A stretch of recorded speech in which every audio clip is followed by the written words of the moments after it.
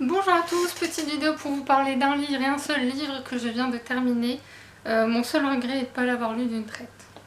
Oui, il y a des fois ça arrive. Euh, je sais même pas comment je vais vous en parler de ce livre. Je savais que je l'aimerais, mais à ce point-là, c'est Féline de Stéphane Servan aux éditions du Rouergue. Alors pour moi, c'est pas...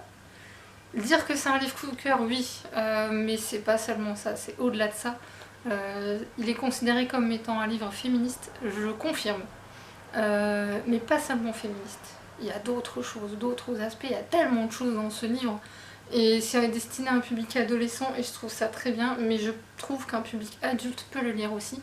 C'est même fortement recommandé, surtout pour ces messieurs. Ça vous permettra peut-être de comprendre la mentalité féminine, je pense. Je pense aussi que de tous les livres féministes que j'ai pu lire, c'est l'un des meilleurs, si ce n'est le meilleur. Mon cœur balance avec un autre, dont j'ai oublié le titre. Je ne sais pas s'il est là. Si, Le pouvoir, je crois, de Naomi Alderman. Ces deux-là, pour moi, c'est the must. Voilà, c'est le must du féminisme, de ce que devrait être le féminisme en tout cas. Il faut savoir, avant de vous parler de ce roman, de ce dont il parle, moi aussi je peux le dire déjà pour moi. En fait, on suit le témoignage d'une adolescente, jeune femme même, on peut dire, au moment où elle témoigne, Louise, qui parle de ce qui s'est passé dans la société sur quelques mois ou années auparavant. On ne sait pas trop, 1 ou 2 ans je pense. En fait, une mutation a eu lieu chez les adolescentes. Toutes les adolescentes du monde sont touchées. Le premier cas, c'est en fait les adolescentes se retrouvent recouvertes de poils et limite on peut dire qu'elles sont transformées en chats. Elles marchent, elles parlent, elles font comme d'habitude, mais elles ont juste une hypersensibilité accrue, elles entendent plus les sons qu'avant, enfin vraiment comme un chat quoi. Et bien sûr qu'il y a des gens que ça va pas plaire, bien sûr qu'il y a des fanatiques qui vont s'en mêler, et bien sûr que tout ça va pas très bien se passer. Hein. Je reviendrai là-dessus après parce que je vais vous expliquer les thématiques. Et quand je lisais ce livre, dès le début, déjà ça paraît tellement réaliste. C'est écrit par un homme et c'est écrit du point de vue d'une femme. Ce qui est déjà en soi pas évident. Stéphane Servan apparemment a un sacré lectorat qui l'aime beaucoup, qui a dit bah, c'est du Stéphane Servan, c'est normal. Du coup je vais m'intéresser de très près à ce monsieur parce que franchement vu la qualité de ce livre, je pense que je vais lire le reste, voilà. Et il se trouve que quand j'ai lu ce livre, j'ai ressenti tellement d'émotions, j'étais comment dirais-je, en empathie avec Louise tout le temps. J'étais en colère quand elle l'était, j'étais pacifiste quand elle l'était, j'étais... Ouais, toutes les émotions par lesquelles elle est passée, parce que c'est ce que n'importe quelle femme ressent à un moment ou un autre dans sa vie, et ce qu'elle décrit, c'est ce qu'on vit toutes, en fait. Alors, il n'y a pas besoin de Féline, voilà, de cette mutation pour comprendre, mais le fait qu'il utilise la mutation, en fait, ça amplifie les choses par rapport à tout ce que les femmes subissent. Et du coup, ça accroît encore les choses. Et c'est particulier de lire ce livre-là quand vous avez un entourage masculin qui n'a pas encore compris certaines choses, on va dire ça comme ça. Parce que quand je l'ai lu, à des moments, il y avait un homme à côté de moi, quand il y avait un truc sur une femme agressée ou je sais pas, un truc de ce genre-là, voilà. Ou quand il parlait des féminicides, les remarques typiques, bah oui, mais il y a des hommes aussi qui sont victimes de violences, ce qui est vrai en soi, hein, mais bon. Ou ah bah oui, mais c'est encore une femme, c'est normal que c'est méchant les femmes, enfin ce genre de truc. Mais oui, j'ai droit à ça de temps en temps, c'est profondément énervant en temps normal parce que je suis moi-même féministe, mais c'est encore plus énervant quand vous lisez ce livre-là. Je vous assure que c'est vrai. Parce qu'en fait, c'est ça le plus flippant dans ces livres, c'est quand vous le lisez, il utilise des phrases qu'on entend au quotidien. Ces petites phrases qui n'ont l'air de rien, comme ça, mais qui pour une femme peut... Voilà, on va dire ça comme ça. Et du coup, je me suis dit en lisant ça, mais waouh, un homme dans ce monde a compris. Alléluia. Il existe des hommes comme ça. Bon, après, j'ai vu dans les remerciements qu'il s'était fait corriger par que des femmes. Déjà, je trouve ça intelligent de sa part. Parce que je pense que ça donnait encore plus de comment dirais-je, j'ai plus le mot là, de crédibilité à son texte. Et un truc qui est arrivé pendant que je lisais ce livre-là, enfin un des jours où je l'ai pas lu, parce que mon seul regret, c'est de pas l'avoir lu d'une traite. Je pense que si j'avais lu la fin vraiment dans la foulée du reste, ça aurait pris une ampleur encore plus massive. Mais voilà, le motard est passé, c'est bon. Mais en fait, une fois mon père, il n'y a pas très longtemps, m'a appelé. Je l'avais posé. Et parce que j'avais besoin de... Émotionnellement, c'est intense en fait. Du coup, j'avais besoin de le laisser en pause. Et mon père m'a appelé, il m'a dit... Puis je sais plus de quoi on parlait. Et d'un coup, il m'a dit, mais les pubs, mais ils sont obligés de passer autant de pubs avec des produits féminins ou avec toujours une femme qui est super jolie, genre de truc. Mon père qui m'a dit ça. J'étais sciée. Je me dis, il s'en est rendu compte. Mon père s'en est rendu compte. Il est déjà pas trop télé. Alors qu'il s'en rende compte. Et les pubs qui m'agacent, pour lui, c'est les mêmes. Là, en ce moment, il y a une pub pour des sous-vêtements féminins, fuite urinaire et tout. Mais comment elle m'énerve. C'est le cliché monumental, quoi. Et pourquoi on n'en parle pas pour les hommes? Ça a duré, je sais pas, un temps, mais pas très longtemps. On est encore dans ce cliché de société patriarcale, quoi. Mais du coup, mon père m'a pas dit clairement, mais ça sous-entendait, je comprends pourquoi ça t'énerve autant. J'ai dit, mais c'est vrai que c'est particulièrement criant en ce moment. Ça commence à devenir pénible. Quand qu'on nous invective, genre, il faut faire attention à votre poids, il faut porter telle chose, il faut mettre tel produit de beauté, machin, mais je m'en fous, je fais ce que je veux. D'ailleurs, c'est ce que résume bien ce livre. Ce qu'on retient du livre, c'est les filles, soyez vous-même. Vous n'avez pas à répondre à certains dictats ou quoi que ce soit. Cette mutation, justement, dit ça aussi, puisque du coup, comme elles sont couvertes de poils, elles peuvent pas changer leur apparence, elles peuvent pas se maquiller. Et elles en ont rien à foutre d'ailleurs. Donc, pour en revenir à ce roman,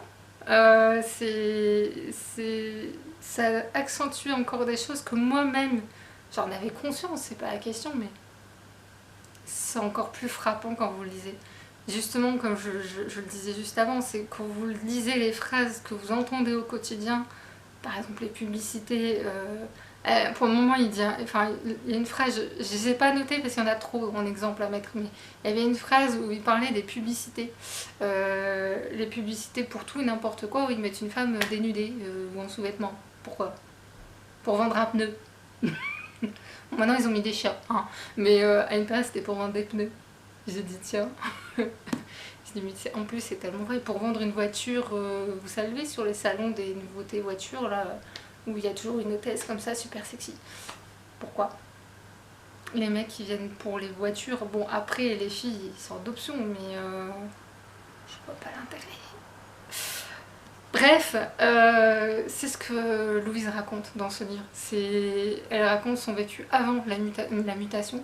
Avant même encore, parce qu'en fait elle a une première transformation, puisque elle était une jeune fille super jolie, très populaire, qui plaisait à tous les mecs, parce qu'elle était mince, blonde, une adolescente somme toute qui plaît quoi. Et elle en jouait beaucoup jusqu'à ce qu'elle ait un accident avec sa mère en voiture, et elle a été opérée, donc elle s'est retrouvée avec des cicatrices, brisées aussi bien physiquement que mentalement. Et bizarrement, je vous le donne en mille, les garçons sont plus intéressés à elle, comme c'est étonnant. Et au fil du temps, d'ailleurs, on apprend des choses qu'elle a traversées, et ça me met en colère, mais une colère. Je sais pas si c'était le but de l'auteur de nous mettre lectrice en colère par rapport au comportement de ces messieurs, parce que bizarrement, les 3/4 des personnages qui veulent décéder pour les félines, je vous le donne en mille, c'est les hommes. J'ai bien dit que les 3/4, parce qu'il y a des femmes quand même là-dedans aussi, hein, et elles sont pas forcées, elles le font parce qu'elles y croient. Et là où ça va super loin dans ce bouquin, c'est qu'à un moment donné, au début où où cette maladie se déclare, ils vont vouloir faire des dépistages. Alors oui, on va se dire, coronavirus actuellement, j'y ai pensé mais rien à voir, je vous rassure, rien à voir. Parce qu'en fait c'est pas une maladie, on ne sait pas ce que c'est. On sait pas du tout. Et ils vont étiqueter ça en maladie parce qu'ils connaissent pas, et tout ce que les gens ne connaissent pas, c'est ce qu'il dit d'ailleurs dans le livre. Donc on connaît pas quelque chose, on en a peur, et quand on a peur, qu'est-ce qu'on fait? Ben on rejette. Et c'est ce qui se passe dans ce livre, c'est que toutes les félines vont être rejetées. Au début, ils les appellent pas les félines, ils les appellent les obscures. Parce que les rares félines qui sont connues vont se débattre ou se défendre, et pas forcément gentiment. J'ai adoré, par exemple, il y a une jeune fille dans une des premières félines qui apparaît dedans, Louise en parle, qui s'appelle Fatia. C'était une jeune fille d'origine musulmane qui passait son temps qui s'habillait selon les conventions familiales, et pour aller à l'école, elle se planquait dans un coin, elle s'habillait en tenue aguicheuse, et quand c'était la jupe au-dessus du genou, on lui disait va te changer. Par contre, quand elle se ramène après la transformation, elle va mettre un voile pour cacher sa transformation. Et en fait, quand elle va arriver à l'école, on va dire retire ton voile. Elle voudra pas parce qu'elle a honte, justement. Et elle va péter un câble en disant il faudrait peut-être savoir ce que vous voulez. Si je mets une jupe trop courte, ça ne vous va pas. Si je mets un voile, ça ne vous va pas. Je fais quoi? Je ne saurais même plus vous dire exactement sa phrase parce que c'est beaucoup mieux formulé dedans. Hein. Je me dis mais c'est tellement ça. C'est tellement ça, quoi. C'est quoi qu'on fasse en tant que femme, on ne plaira jamais. Parce qu'il faut toujours qu'on fasse quelque chose d'autre. J'en parlais en plus avec ma libraire parce que j'ai parlé de ce livre-là, elle voulait le lire, donc coucou Estelle. Et ça fait réfléchir. En fait, on revoit tout notre passé en tant que femme, jeune fille. On replonge tout en bas. Et on se dit, mais est-ce qu'on a vraiment décidé par nous-mêmes, au final? Est-ce que vraiment on décide par nous-mêmes, ou est-ce que tous nos choix sont faits en fonction de la société? Et en fait, je me faisais déjà réflexion il n'y a pas très longtemps parce que j'ai perdu mon boulot, donc je l'ai un peu là, pour être honnête, et je me faisais la réflexion par rapport à mon hypersensibilité, et maintenant je me dis hypersensibilité plus femme. Parce qu'il faut pas rêver, ça joue aussi. Mais ce livre est juste génial. Et en plus, ça va tellement loin qu'à un moment donné, comme il y a trop de cas de mutation, ben ils vont décider, parce que ça va se transformer en dictature, tout ça, hein, ils vont décider de créer des camps. À votre avis, qu'est-ce que ça m'a rappelé? D'ailleurs, l'auteur a été très malin parce qu'il n'a pas mentionné la Seconde Guerre mondiale et les camps de concentration. Il a juste, par le biais de Louise, dit à tout le monde ça a rappelé des heures sombres de l'histoire, mais personne n'a bougé. Et alors le personnage que j'adore trop dedans, enfin deux, il y en a deux. Satie, le petit frère de Louise, est juste trop mignon. Et le père de Louise est juste incroyable. C'est le papa dont tout le monde rêve, voilà. C'est juste un papa qui est un peu maladroit, mais il aime tellement sa fille, et il l'accepte telle qu'elle est, et il la défend becs et ongles, et je l'adore. J'adore ce monsieur, voilà. Il a un courage incroyable. C'est... Waouh. J'admire ce monsieur. Et oui, comme quoi il y a aussi des hommes bien. C'est ça que j'aime bien en fait justement dans ce livre, c'est qu'il dit pas il y a les méchants d'un côté et les gentils de l'autre. Il dit juste il y a un peu de tout. Malheureusement pour le moment dans cette histoire, c'est les méchants qui prennent le dessus. Et tôt ou tard, on va arriver à vaincre. Et la comparaison de Louise qu'elle fait tout le long du livre avec les histoires qu'on lui lisait quand elle était petite, ou qu'elle lisait à son petit frère, sur les ogres et les méchants et tout ça, elle dit bah je me raccroche toujours à ça parce qu'au final les fins sont peut-être joyeuses dans les livres, mais dans la vraie vie, même s'il y a un happy end, on oublie toujours ceux qui sont sacrifiés pour que cette fin arrive en fait. Et je trouve ça beau. Ce livre est tellement beau, il y aurait tellement de choses à dire. J'oublie sûrement pas mal de choses hein, parce que il est question de harcèlement scolaire, d'harcèlement sexuel, de harcèlement, discrimination, racisme, tellement de choses. Sexisme, évidemment. Hein. Religion aussi. Religion, on a oublié la religion. Oui, parce que les tarés là, qui veulent l'enfermer, en fait, qui veulent enfermer les félines, la ligue, je sais plus quoi là, La Ligue de la Lumière, voilà. Ça m'a rappelé les gens qui font la manif pour... Enfin, qui disent pour tous, mais pour moi c'est contre. Mais bon, voilà. Vous savez, ces gens qui disent un papa, une maman. Ça m'a rappelé ces gens-là en fait. Je me dis, ils sont aussi tarés que ces gens-là. Voilà. Je sais même plus quoi dire sur ce livre tellement il est dément quoi. On peut tout transposer sur la vie actuelle et on change juste les noms en fait. Vous changez juste les noms et c'est ce qu'on traverse actuellement. Et c'est à la fois rassurant que des gens s'en rendent compte et flippant que d'autres n'ouvrent pas les yeux. Mais on va y arriver. Hein, tout est possible, la preuve. Et par contre la fin m'a frustrée parce que à la fin il me parle d'un truc, je dirais pas ce que c'est parce que franchement j'ai failli tomber par terre quand j'ai lu ce passage là. Et je me dis oui c'est bien mais tu me donnes pas la description, moi je veux savoir à quoi il ressemble. Mais bon c'est pas grave, je vais me faire mon propre film, c'est pas grave. Je en veux un peu l'auteur là-dessus. Vous savez, ces fins frustrantes où vous attendez une suite aussi, limite une suite vous aimeriez parce que vous attachez aux personnages, vous les aimez bien, vous savez que l'histoire est finie, hein.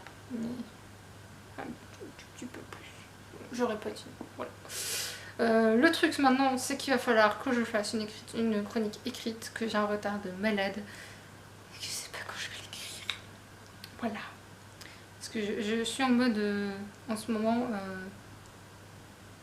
ouais, fainéantise, on peut dire ça. Je suis un peu... Mais par contre, oh mon Dieu. Je savais que je l'aimerais, je sais même pas pourquoi il a patienté autant de temps dans la bibliothèque, sincèrement, je sais pas.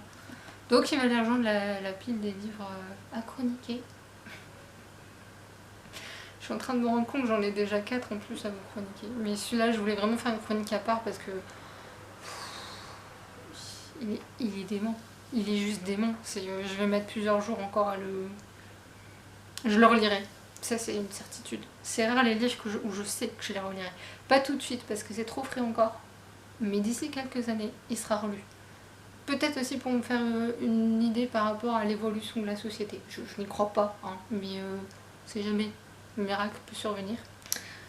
Sur ce, j'espère que cette chronique vous aura plu. J'espère que c'est pas trop décousu, mais je me dis que des avis à chaud comme ça peut être sympa pour vous. Dites-moi d'ailleurs en commentaire si vous aimez bien les avis comme ça. Où je réfléchis pas, je prépare pas, je pars en freestyle. Et sur ce, je vous laisse et je vous dis à très bientôt. Salut!